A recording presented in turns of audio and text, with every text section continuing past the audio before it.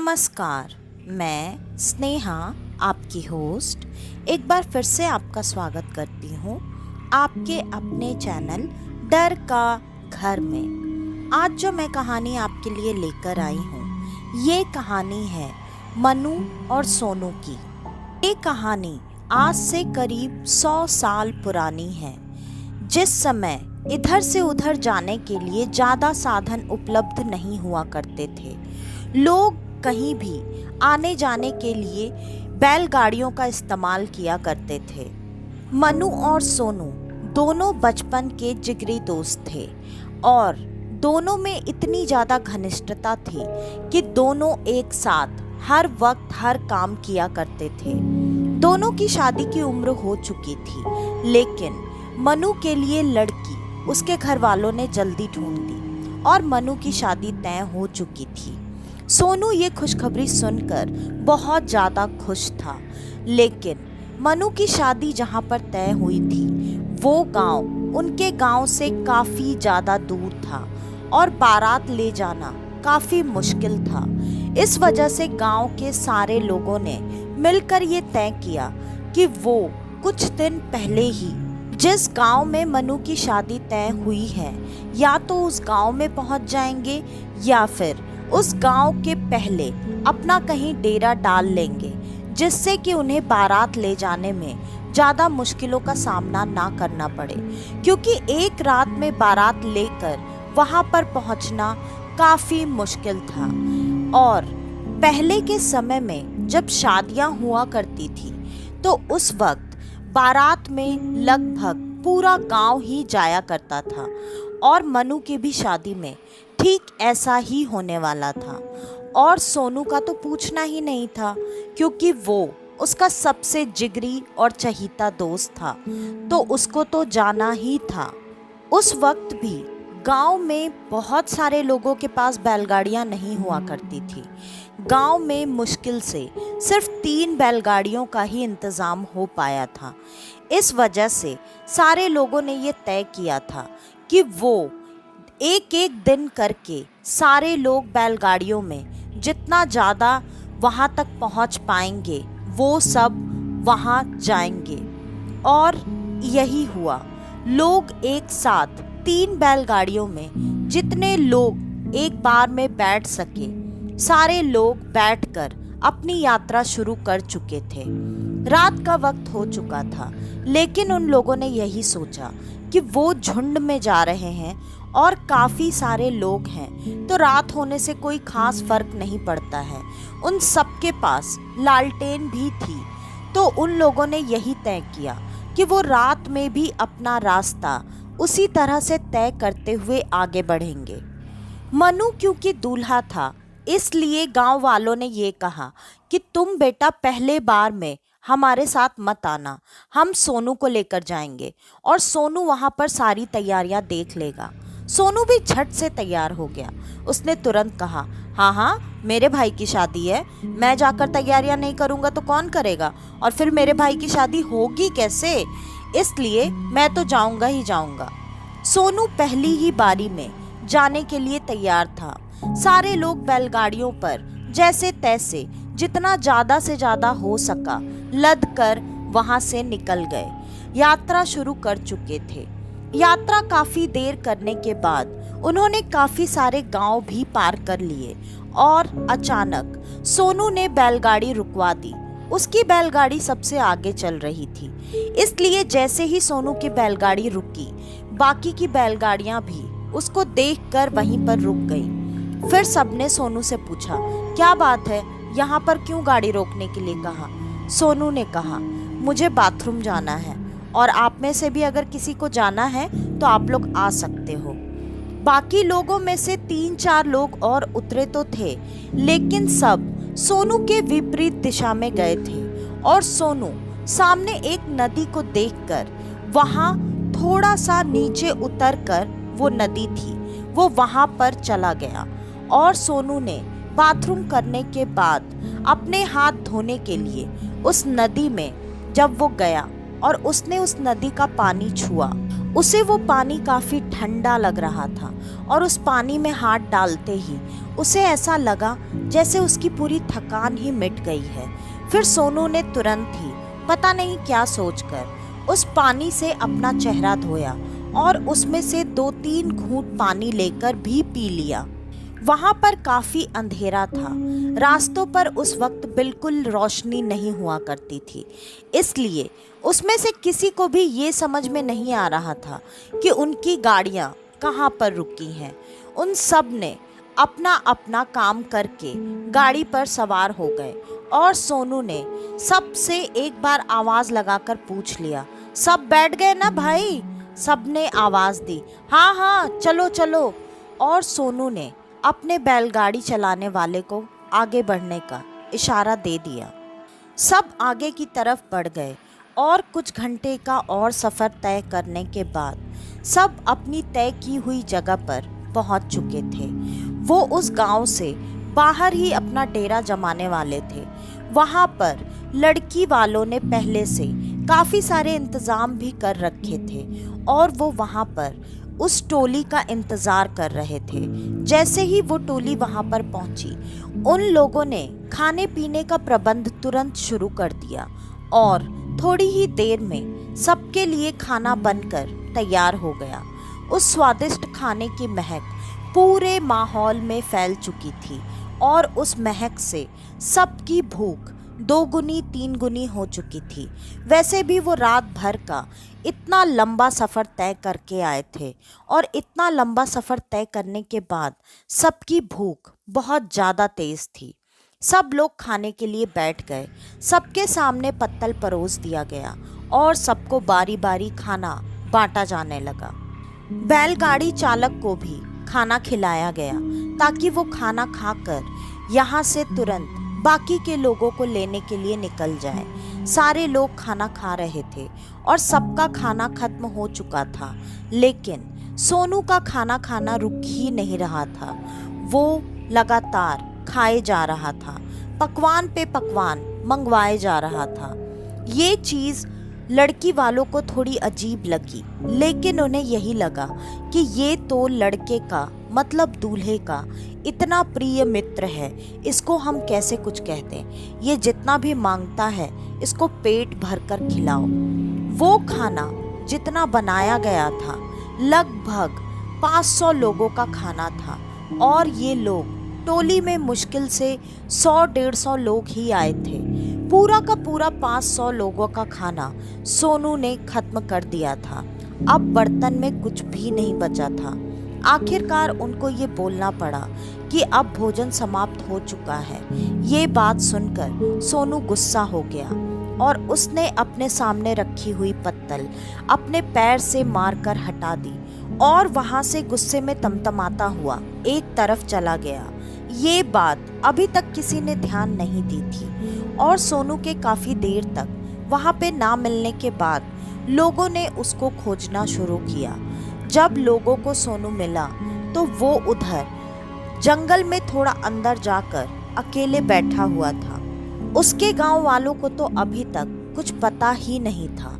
उन लोगों ने सोनू के पास जाकर उससे पूछना शुरू किया, क्या बात है सोनू बेटा, तुम तो यहाँ तैयारी करने आए थे और यहाँ अकेले में आके ऐसे बैठे हुए हो, ऐसे होगी तुम्हारे दोस्त की शादी? सोनू ने गुस्से वाली आंखों से उन सारे लोगों को घूरते हुए कहा, मुझे नहीं मतलब है, शादी होनी है तो हो, नहीं होनी है तो भाड़ में जाए, मैं जा रहा हूँ यहाँ से। और फिर गांव वालों को ये बात समझ में आ गई कि सोनू को किसी बात का बुरा लगा है। फिर उसमें जो बुजुर्ग थे उन लोगों ने सोनू को समझाते हुए बातें करना शुरू किया। सोनू को काफ़ी देर तक समझाने बुझाने के बाद लगा जैसे उसका गुस्सा अब धीरे धीरे शांत हो रहा है। फिर सोनू अपनी टोली के पास वापस आ चुका था और अपने कामों में वैसे ही लग गया था जैसा कि उसने कहा था और बैलगाड़ी वाला पहले ही निकल चुका था। अब कुछ ही देर में बाकी के लोगों के भी पहुंचने का वक्त हो चला था। इधर पूरी तैयारियां हो चुकी थीं और जब वो लोग यहाँ पर आए तो मनु भागता हुआ सोनू के पास आया और उसके गले से लग गया और कहने लगा, वाह भाई क्या इंतज़ाम किया है, मज़ा आ गया। तू तो सच में नहीं होता तो मेरी शादी ही नहीं होती। सोनू ने कुछ भी नहीं बोला, बस मनु का हाथ अपने गले से हटाते हुए उसे एक तरफ झटक दिया। मनु को ये चीज़ काफ़ी अजीब लगी, क्योंकि आज तक कभी भी सोनू ने मनु के साथ ऐसा कुछ नहीं किया था। वो दोनों तो दोस्त कम भाई ज़्यादा थे।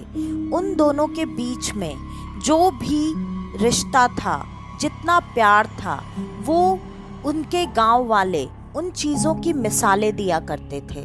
वो ये कहा करते थे कि अगर रिश्ता दोस्ती किसी के बीच हो तो इनके जैसा हो, वरना ना हो। और आज सोनू का इतना अजीब सा व्यवहार देखकर मनु को काफ़ी अजीब लग रहा था। उसे ये बात काफ़ी बुरी लगी, लेकिन मनु ने भी इस चीज़ को उस वक्त अनदेखा करना ही सही समझा और मनु ने इस चीज़ पर कुछ भी ना बोलते हुए फिर वो सामान्य तरीके से बाकी लोगों से सब कुछ पूछने लगा कि उनका खाना पीना कैसा रहा, बाकी सब इंतज़ाम कैसा है, किसी चीज़ की कोई कमी तो नहीं हुई।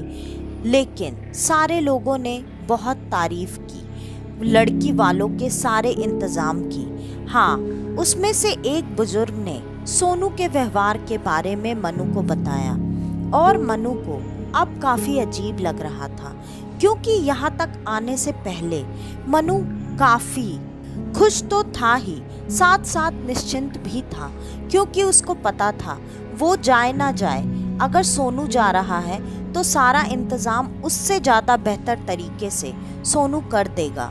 सोनू ने वो चीज़ बाद में की भी, लेकिन उसका व्यवहार इतना अलग और अजीब क्यों था।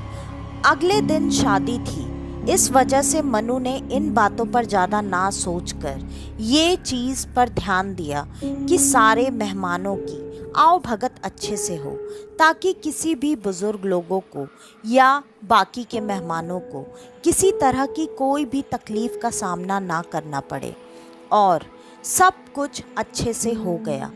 मनु की शादी भी बहुत अच्छे से संपन्न हुई। अब सबके वापस जाने की बारी थी। लड़की वालों ने दहेज में 3 बैलगाड़ियां भी दी थीं, क्योंकि लड़की वाला परिवार पूरी तरह से संपन्न परिवार था। अब सारे बाराती एक बार में ही एक साथ घर के लिए प्रस्थान कर सकते थे। शादी अच्छे से संपन्न होने के बाद सब लोग अब दुल्हन को लेकर अपने गांव की तरफ रवाना हो गए। पूरे रास्ते में मनु अपनी दुल्हन के ही साथ बैठा हुआ था, इसलिए उसे मौका नहीं मिला सोनू से बात करने का। फिर भी उसके दिमाग में बार बार सोनू का ही ख्याल आ रहा था, क्योंकि जहां उसको उम्मीद थी कि शादी में सबसे बढ़ चढ़कर सबसे आगे सोनू ही हर चीज़ों में रहेगा, वही यहाँ पर सारी चीज़ें बिल्कुल विपरीत हुई थी। सोनू शादी में शायद ही कहीं कहीं नज़र आ रहा था, और वो जहाँ भी नज़र आता ज़्यादातर वो पकवान खाने में या फिर मिठाइयाँ खाने में ही व्यस्त दिखता था। कई बार मनु के बुलाए जाने पर भी सोनू उसके पास नहीं गया था, और अब मनु के दिमाग में बस एक ही चीज़ आ रही थी कि बस हम गांव पहुंच जाएं, उसके बाद मैं खुद सोनू के घर जाकर उससे बात करूंगा कि उसे हुआ क्या है, कहीं कोई गलती तो नहीं हो गई, कोई कमी तो नहीं रह गई जिसकी वजह से सोनू नाराज़ हो गया। लेकिन वो अपने मन में ही सवाल करता और अपने मन में ही जवाब देता, अरे नहीं नहीं, मेरा सोनू ऐसा बिल्कुल नहीं है कि वो इतनी छोटी छोटी बातों पर नाराज़ हो जाए। ऐसा थोड़ी हो सकता है यार, मेरा सोनू ऐसा कभी नहीं कर सकता है। कुछ ना कुछ तो गड़बड़ है, कुछ परेशानी है उसके साथ जो वो मुझे बता नहीं रहा है। ठीक है, कोई बात नहीं, एक बार गांव पहुंच जाता है। गांव पहुंचते ही मैं सबसे पहले उसके पास जाऊंगा, उसके कान खींचूंगा और फिर उससे पूछूंगा कि क्या छुपा रहा है मुझसे, बता। मुझसे नहीं बताएगा तो वैसे भी वो किससे बताने वाला है, मेरे से ज़्यादा करीब तो उसके और कोई है ही नहीं। इन्हीं ख्यालों में वो आगे बढ़ता जा रहा था। उसकी पत्नी चुपचाप बैठी हुई थी। सब अब अपने गांव में पहुंच चुके थे।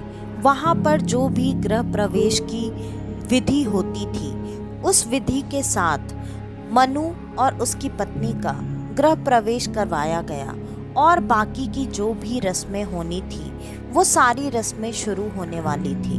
लेकिन मनु तो बस इस ताक में बैठा हुआ था कि वो कैसे जल्दी से जल्दी अपने दोस्त सोनू के पास पहुंच सके, ताकि उसे पता चले कि आखिर उसे हुआ क्या है, उसकी परेशानी क्या है, उसके दिमाग में क्या चल रहा है। ये सारी बातें सोच सोच कर मनु काफ़ी परेशान हो रहा था।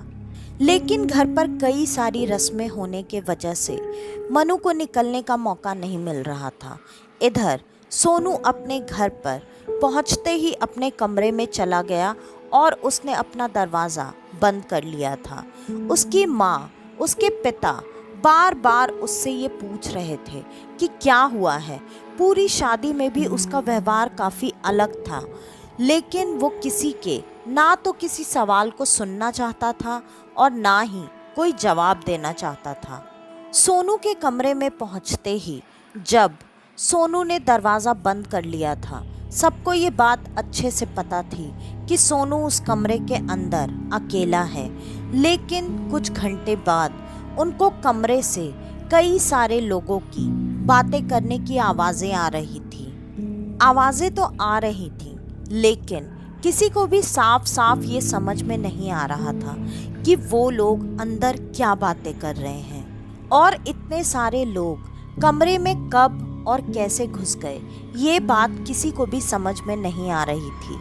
पिता ने दरवाज़ा खटखटाना शुरू किया और सोनू को बाहर आने के लिए कहने लगे, लेकिन सोनू कोई जवाब नहीं दे रहा था। बार बार कमरे के अंदर से वो खुसफुसाहट की आवाज़ पूरी तरह से बाहर आ रही थी। ऐसे लग रहा था जैसे कोई दरवाजे से लग कर बैठा हुआ है और बातें कर रहा है। आवाज़ अभी भी सुनाई दे रही थी, लेकिन बातें समझ में नहीं आ रही थी। आवाज़ें बार बार बदल रही थी, जैसे बहुत सारे लोग बढ़ते जा रहे हों। और आखिरकार सोनू की आवाज़ आई। सोनू ने कहा, आप यहाँ से चले जाइए। पिता ने प्यार से कहा, बेटा क्या हुआ है, बताओ तो सही। तुम पूरे शादी में भी चुपचाप थे। तुम्हारे वजह से तेरा दोस्त मनु कितना परेशान हो गया है, और घर में आते ही ऐसे कमरे में घुस गए, दरवाज़ा लगा लिया। ये क्या तरीका है? जब तक नहीं बताओगे तुम्हारे साथ क्या परेशानी हुई है, हम कैसे तुम्हारी परेशानी ठीक करेंगे? और तुम तो ऐसा व्यवहार कभी नहीं करते थे। और कौन लोग हैं ये तुम्हारे कमरे में, कब आके घुस गए, क्या बातें कर रहे हैं वो तुमसे? इन्हीं लोगों के साथ रहने का ये असर है क्या? पिता प्यार भी जता रहे थे और गुस्सा भी, लेकिन सोनू कोई जवाब नहीं दे रहा था। उनके बहुत देर तक ऐसे ही डांटने और समझाने के बाद आखिरकार सोनू ने दरवाज़ा खोल दिया। जब सोनू ने दरवाज़ा खोला तो सोनू काफ़ी अलग दिख रहा था और अपने पिता को जैसे अपनी लाल लाल आँखों से डराने की कोशिश कर रहा था। उसके पिता सच में थोड़ी देर के लिए उसकी ऐसी लाल आंखें देखकर डर ही गए थे और उन्होंने सोनू के सर पर हाथ फेरते हुए उससे जैसे ही पूछा कि बेटा क्या बात है, बताओ तो सही। सोनू ने अजीब सा दांत किटकिटाते हुए, जैसे कि आपके दांतों के नीचे जब कंकड़ आ जाते हैं और आप उनको दांत से दबा कर पीसना चाहते हैं तो जैसी भयानक आवाज़ आती है, वैसी ही आवाज़ करते हुए उसने अपने पिता की तरफ इतना गुस्से से घूरा था कि पिता डर कर तुरंत 4 कदम पीछे चले गए और उन्हें अब अपने बेटे से घबराहट होने लगी। उन्होंने तुरंत कहा, बेटा क्या बात है, तू ऐसी हरकतें क्यों कर रहा है, कुछ हुआ है क्या, बता तो सही। और अब सोनू ने दरवाज़ा खोल दिया था। ये बात पता चलते ही माँ भी तुरंत पिता के साथ आकर खड़ी हो गई। उन्हें तो अपने बेटे की शक्ल देखकर पहचान में ही नहीं आ रही थी। वो तुरंत रोने और चिल्लाने लगी। उन्होंने तुरंत कहना शुरू किया, ये मेरा बेटा नहीं है, क्या हो गया है इसे, इसकी ऐसी शक्ल कैसे हो गई है, मेरे बेटे को क्या हुआ है? सोनू बता बेटा तुझे क्या हुआ है?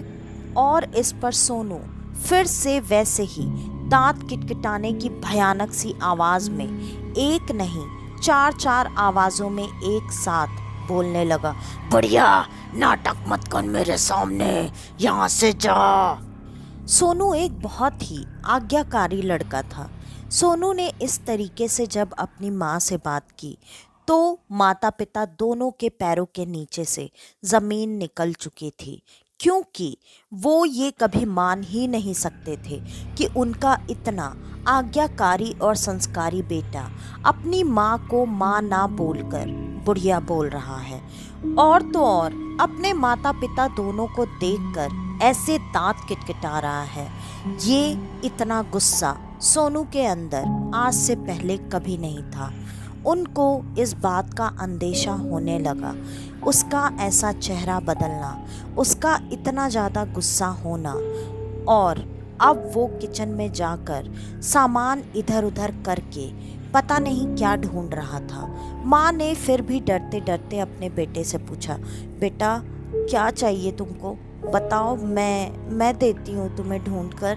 ये चीज़ें इधर से उधर क्यों फेंक रहे हो। फिर बेटे की आवाज़ अब बदली हुई और चार आवाज़ों में आ रही थी और उसने कहा, मुझे कुछ मीठा चाहिए, जल्दी दे वरना मैं तुझे ही खा जाऊंगा।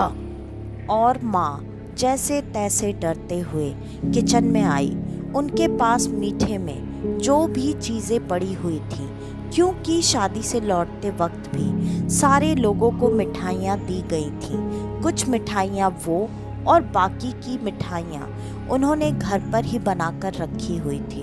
वो सारी मिठाई उन्होंने अपने बेटे के सामने रख दी। सोनू ने 2 मिनट के अंदर ही लगभग 5 किलो मिठाई खत्म कर दी थी। उसके बाद भी वो और मिठाइयों की मांग कर रहा था। ये सब चीज़ें सामान्य नहीं होती हैं और उन लोगों को ये बातें समझते देर नहीं लगी कि कुछ न कुछ परेशानी तो हो चुकी है। इतनी देर में वहाँ पर मनु पहुँच आया। पता नहीं उसने कैसे वक्त निकाला सोनू तक आने का, लेकिन वो आ गया था और उसने ऐसे सोनू को अजीब सी हालत में सामने गुस्से में खड़ा देखा और मिठाइयाँ जो उसने खाई थी वो उसके मुंह पर पूरी तरह से फैली हुई थी। ये चीज़ देखकर और उसके माता पिता को ऐसे डरता देखकर मनु ने पूछा, क्या बात है चाचा चाची, ये क्या हो गया है इसको? मैं इसे शादी से देख रहा हूँ, ये बहुत अलग सा व्यवहार कर रहा है। हमारा सोनू तो ऐसा नहीं है, क्या हुआ है? ये बात सुनते ही सोनू की माँ तुरंत फूट फूट कर रोने लगी। उन्होंने अपना शक अब मनु के सामने जाहिर कर दिया। बेटा, मुझे तो लगता है मेरे बेटे पर किसी का साया आ गया है, वरना हमारा सोनू ऐसा नहीं है। वो तो तुझे भी पता है, वो खुद ही तेरे बिना 1 मिनट नहीं रह सकता। और अभी इसकी हालत देख, ये हम दोनों को बूढ़ा और बुढ़िया बुला रहा है, दांत किटकिटा रहा है। इतनी सारी मिठाई इसने खा ली और अभी भी और खाने की मांग कर रहा है। मुझे ये चीज़ें बिल्कुल सही नहीं लग रही। मेरा तो मन घबरा रहा है। बेटा, कुछ करो, अब तुम ही कुछ कर सकते हो, मेरे सोनू को ठीक कर दो। मनु भी ये बातें सुनकर अब काफ़ी घबरा चुका था। मनु को भी इस बात का आभास हो चुका था कि शायद यही चीज़ सही है, क्योंकि सोनू सच में ऐसा नहीं था। तो अचानक ऐसा क्या हो गया है जिसके वजह से सोनू का व्यवहार पूरी तरह से बदल चुका है? उसने भी अपने तरफ से एक आखिरी कोशिश शुरू की, ये देखने की कि माता पिता जो शक जता रहे हैं वो सच है या नहीं है। उसने तुरंत सोनू के करीब जाने की कोशिश की और सोनू के नज़दीक जाकर उसके कंधे पर जैसे ही हाथ रखा, सोनू ने गुस्से से उसकी तरफ देखते हुए उसका हाथ मोड़कर उसे उठाकर इतनी दूर फेंका जो कि एक सामान्य इंसान कभी भी नहीं कर सकता। और इतनी ताकत किसी भी सामान्य इंसान के अंदर हो ही नहीं सकती।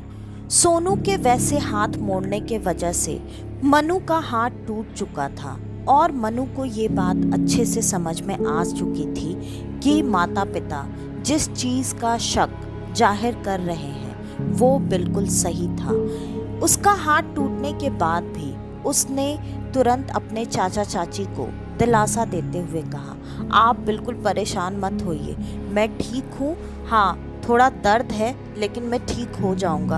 अभी तो पहले हमें किसी भी तरह से सोनू को ठीक करने की ज़रूरत है।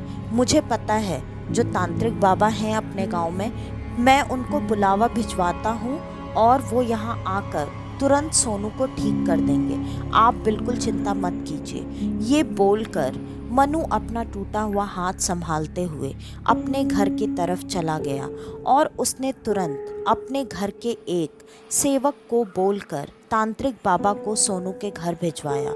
बाबा उस सेवक के साथ घर पर पहुंच चुके थे। बाकी गांव वालों को भी धीरे धीरे ये बात पता चल चुकी थी। कुछ गांव वाले भी वहां पर इकट्ठा हो चुके थे। माता पिता काफ़ी घबरा रहे थे। सोनू वहीं पर अपने आंगन में खड़ा होकर अजीब अजीब सी हरकतें कर रहा था। वो आंगन में गोल गोल गोल गोल चक्कर लगा रहा था, इतना तेज कि वो किसी को भी उस तेज चक्कर में नज़र नहीं आ रहा था। इतना तेज चक्कर लगाना, वो भी एक जगह पर ऐसे खड़े होकर गोल सर्कल बनाते हुए, किसी सामान्य इंसान के लिए मुमकिन नहीं है, क्योंकि वो थोड़ी ही देर में चक्कर खाकर बेहोश होकर गिर जाएगा। लेकिन सोनू लगातार इस तरह से चक्कर करीब आधे घंटे से लगाए जा रहा था और उस चक्कर में किसी को भी सोनू नज़र नहीं आ रहा था। उन्हें रह रह कर अलग अलग आकृतियाँ काली काली सी, अजीब सी, भयानक सी दिखाई देती और थोड़ी थोड़ी देर में वो आकृति बदल रही थी। ऐसा जान पड़ता था जैसे सोनू के साथ एक नहीं, पता नहीं कितनी आत्माएं जुड़ी हुई हैं। जब वो तांत्रिक बाबा वहाँ पर आए तो उन्होंने भी सोनू को वैसे ही चक्कर लगाते हुए देखा। उनको ये बात साफ साफ समझ में आ गई थी कि सोनू के साथ कोई एक शक्ति नहीं है। उन्होंने अपनी क्रिया वहीं दूर बैठकर शुरू कर दी। उनके क्रिया शुरू करते ही जब सोनू वो चक्कर लगा रहा था तो उसने अपना वो चक्कर और तेज कर दिया था और अब वो चक्कर लगाते लगाते बहुत तेज तेज अलग अलग आवाज़ों में लगातार चीख रहा था, कभी हंस रहा था। और जितनी बार ये चीखने और हंसने की आवाज़ें सुनाई देती, हर बार वो आवाज़ एक अलग आवाज़ होती थी। बाबा ने अपनी क्रिया मुश्किल से 20 मिनट ही की होगी। उनको इस बात का आभास हो गया कि ये चीज़ उनके बस की नहीं है। उन्होंने तुरंत अपना सामान समेटना शुरू किया और वहाँ से लौटने लगे। ये देखते ही तुरंत गांव वालों ने और सोनू के माता पिता ने उनको आगे आकर रोक लिया। उन्होंने कहा, बाबा क्या बात है, आप क्यों वापस जा रहे हैं? हमारा बेटा अभी कहाँ ठीक हुआ है? तांत्रिक बाबा ने तुरंत कहा, ये मेरे बस का रोग नहीं है और इसके साथ कोई एक आत्मा नहीं है, इसके साथ तो ना जाने कितनी आत्माएं जुड़ चुकी हैं। फिर उन लोगों ने पूछा, लेकिन ऐसा कैसे हो सकता है? ये तो शादी में गया था, सब कुछ ठीक था, अचानक ऐसा कैसे हो गया? तांत्रिक बाबा को ये सारी चीज़ें पता चल चुकी थी, इसलिए उन्होंने गांव वालों को और माता पिता को सारी बात बता दी। उन्होंने कहा, सोनू जब रास्ते से जा रहा था तो वो एक जगह पर मूत्र त्याग करने के लिए रुका था। जब वो वहाँ पर रुका था तो अंधेरे की वजह से उसे वो जगह समझ में नहीं आई कि वो कहाँ रुका है।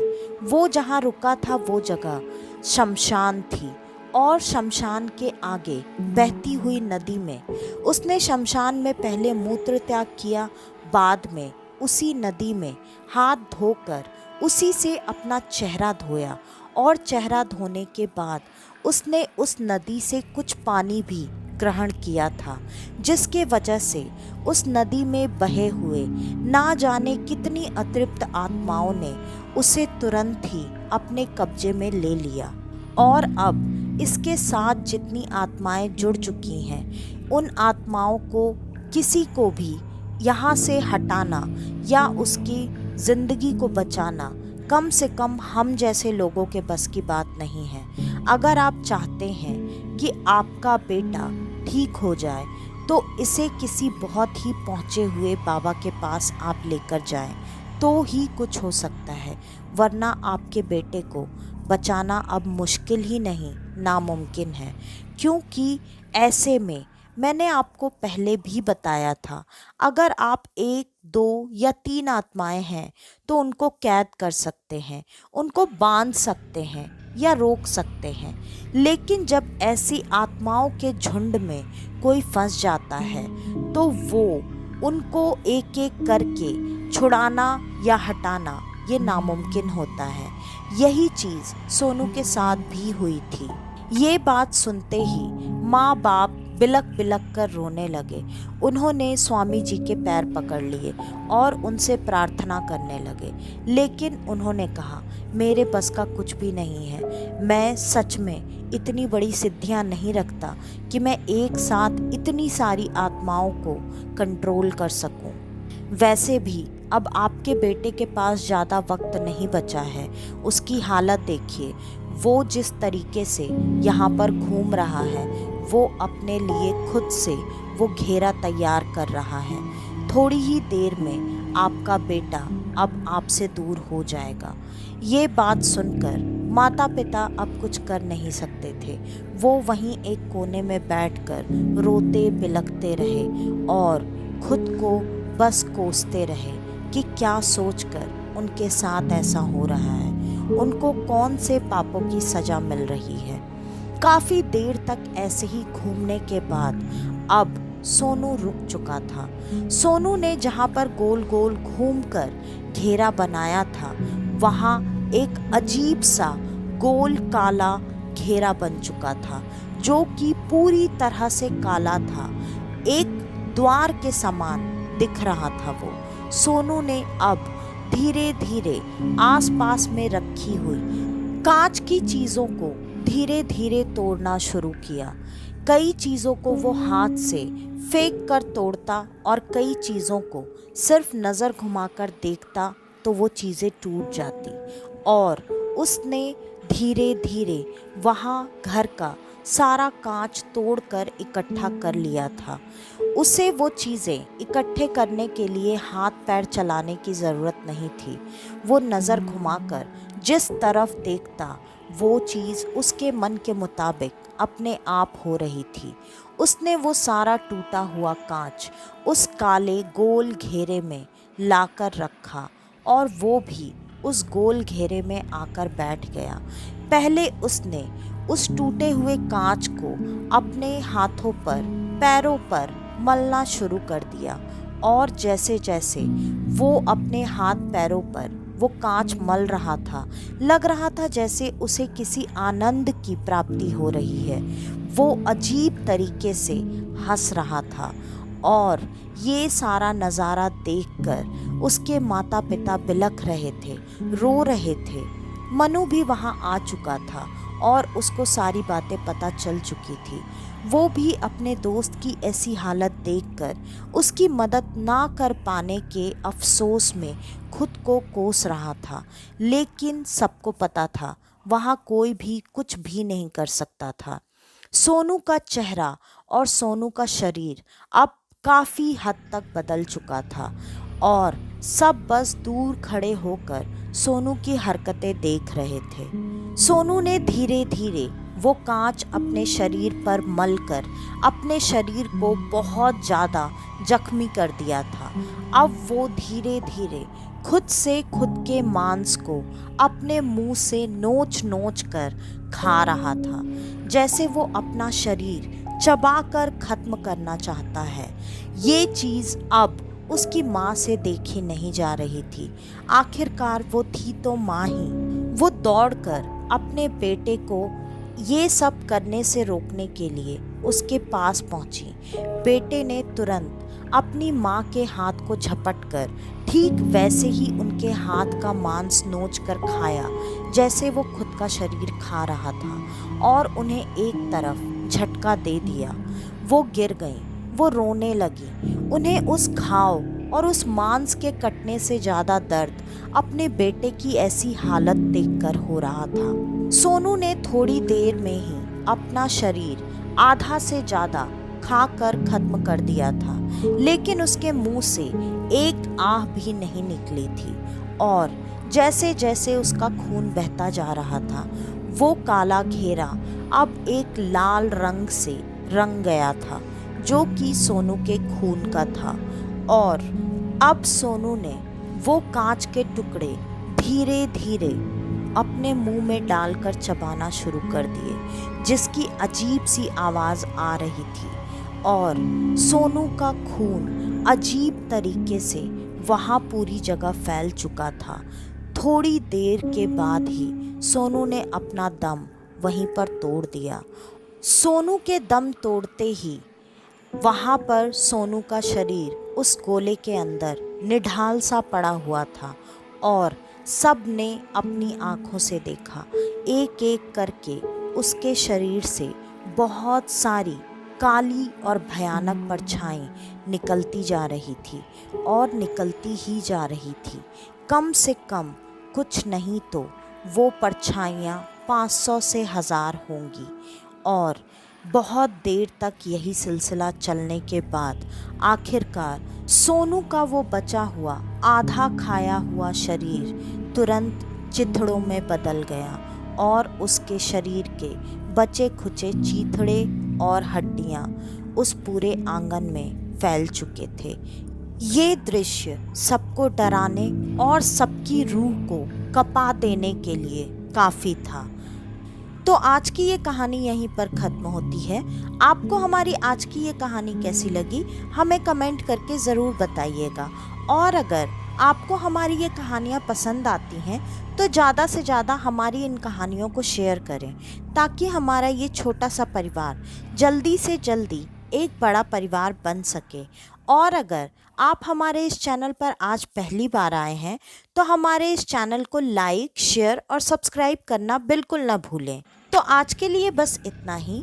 मैं स्नेहा, आपकी होस्ट, आज के लिए लेती हूँ अलविदा।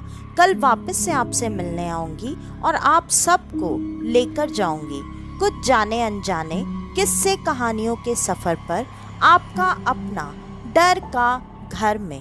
तो कल तक के लिए नमस्कार।